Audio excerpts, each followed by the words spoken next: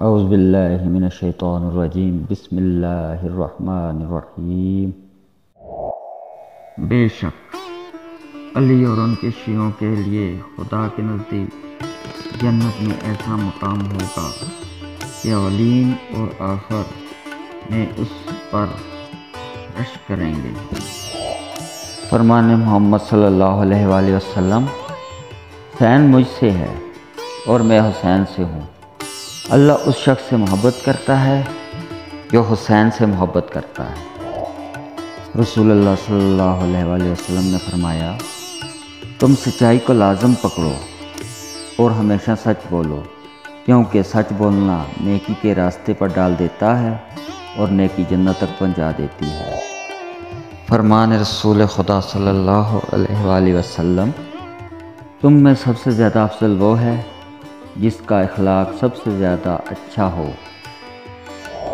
اگر علی نہ ہوتے تو فاطمہ کا کوئی کفو وہ ہم سر نہ ہوتا۔ جو جتنا اچھا جھوٹ بولتا ہے دنیا اس کی ہوتی ہے، لیکن پھر اس کی آخرت نہیں ہوتی۔ رسول خدا صلی اللہ علیہ وآلہ وسلم نے فخر کرتے ہوئے فرمایا، نکاح میری سنت ہے، جو بھی اس سنت سے منہ پھیرے گا وہ مجھ میں سے نہیں ہوگا۔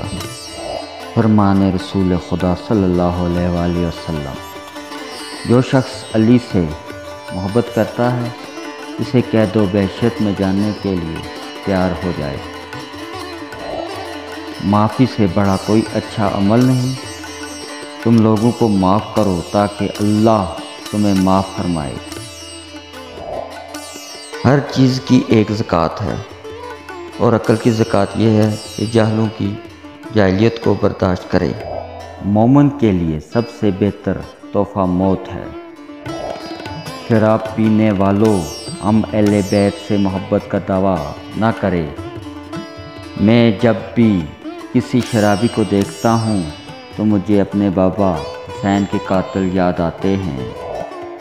عورت کے لیے شرم و حیا سے بڑھ کر کوئی زیور نہیں اور چادر سے بڑھ کر کوئی نعمت نہیں۔ اس قدر رویا میں سن کے داستان کربلا، میں تو ہندو ہی رہا مگر آنکھ حسینی ہو گئی۔